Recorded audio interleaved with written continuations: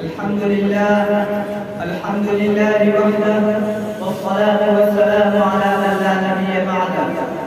أعوذ بالله من الشيطان الرجيم. بسم الله الرحمن الرحيم.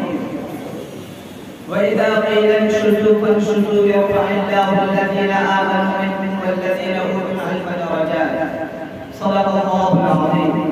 وقال النبي صلى الله عليه وسلم: طلب العلم فريضة على كل مسلم، أو كما قال عليه الصلاة والسلام. آج میں اپنے ماضی علم کے مسابقات اجلاس میں آج کے روبرو کچھ دیر علم کی اہمیت و ضرورت پر تفصیل کرنا چاہتا ہوں، اس امید کے ساتھ کہ آپ لوگ عمل کے لیے استعمال کریں گے.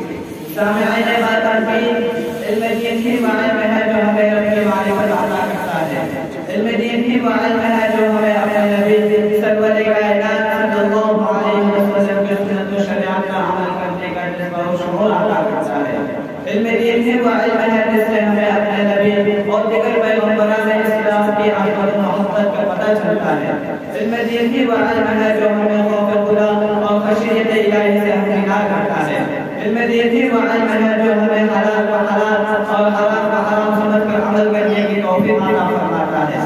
علم دین ہی علم ہے جس سے ہمیں دنیا میں سکون و اطمینان اور آخرت کی ابدی کامیابی نصیب ہوتی ہے. فرمان رسول ہے: من سلک طریقا یلتمس فیہ علما سہل اللہ لہ بہ طریقا الی الجنہ.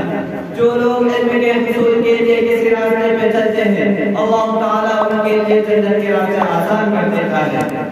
حاضرین مکرم، جس طرح دنیا کی کسی کمپنی کو چلانے یا کسی مشین کو بنانے کے لیے اس کا علم کا حصول ضروری ہوتا ہے، اسی طرح رب کی خوشنودی کے حصول کے لیے رب ذوالجلال نے جو تعلیم کا نظریہ قرآن کریم کی شکل میں ہمیں عطا فرمایا ہے، یا پھر ہمارے نبی حضرت محمد مصطفیٰ صلی اللہ علیہ وسلم نے اپنی احادیث کی شکل میں جو علم کا سمندر ہمارے درمیان چھوڑا ہے، اسے بھی جاننا ضروری ہے. جس کے پاس جس قدر علوم الہیہ و شرعی مسائل کا علم ہوگا، وہ اسی قدر رب کی معرفت کا حقدار ہوگا. ارشاد باری تعالی ہے: وَإِذَا قِيلَ انشُزُوا فَانشُزُوا يَرْفَعِ اللَّهُ الَّذِينَ آمَنُوا مِنكُمْ وَالَّذِينَ أُوتُوا الْعِلْمَ دَرَجَاتٍ. تم میں سے ایمان والوں کو اللہ سب بلندی عطا فرماتا ہے، اور جو اہل علم ہے ان کے لیے درجے ہیں. محترم حضرات، سرور کائنات صلی اللہ علیہ وسلم نے فرمایا: طلب العلم فریضۃ علی کل مسلم. دین کا ضروری علم حاصل کرنا ہر مومن پر فرض ہے. یعنی بندہ مومن زندگی کے جس شعبے میں بھی ہو، اس شعبے کا علم ضرور حاصل کرے.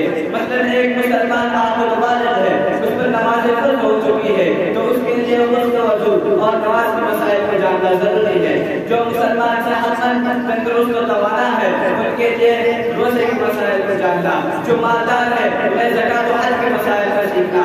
جو تاجر ہے انہیں مسائل حلال کو معلوم کرنا. جو شادی شدہ ہے ان کے لیے بھی اپنے کے حقوق کو معلوم کرنا.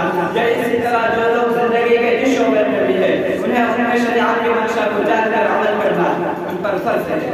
اس ضروری علم کے حصول میں مرد اور عورت دونوں شامل ہیں. ایسا نہیں ہے کہ صرف مرد حصے کے اوپر فرض، بلکہ دونوں پر فرض ہے. آج ہم اپنے معاشرے پر نظر ڈالتے ہیں تو یہ بات روشن کی طرح عیاں ہو جاتی ہے کہ آج ہمارا معاشرہ اصل علوم تو بجا جن علوم کے میدان میں بہت پیچھے ہے. آج ہمارے لوگ بچپن سے بچپن کی عمر کو پہنچ جاتے ہیں، لیکن وہ نماز، روزہ، زکات اور حج کے بنیادی مسائل سے ناواقف ہوتے ہیں. شادی شدہ ہے لیکن زوجین کا حقوق اور ان کے درمیان پیش آنے والے مسائل سے نابلد ہے.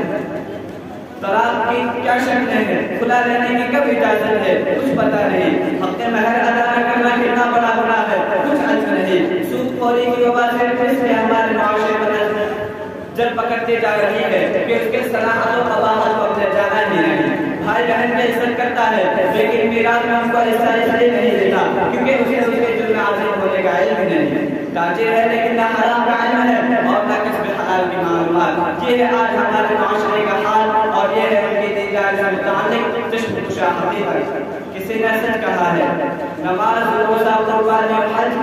نماز، روزہ، قربانی اور حج یہ سب باتیں ہیں تو باتیں نہیں ہیں. اب ایک آخری بات کہہ کر اپنی بات ختم کرتا ہوں. ہمارے اور آپ کے آقا سرور کائنات صلی اللہ علیہ وسلم نے فرمایا: خیرکم من تعلم القرآن وعلمہ.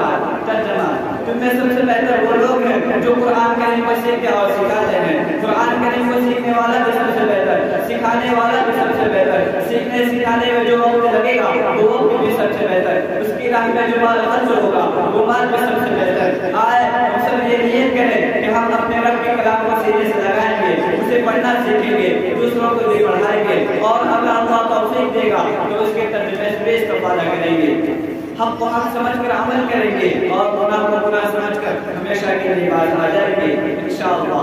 اب اس شعر کے ساتھ اپنی بات ختم کرتا ہوں۔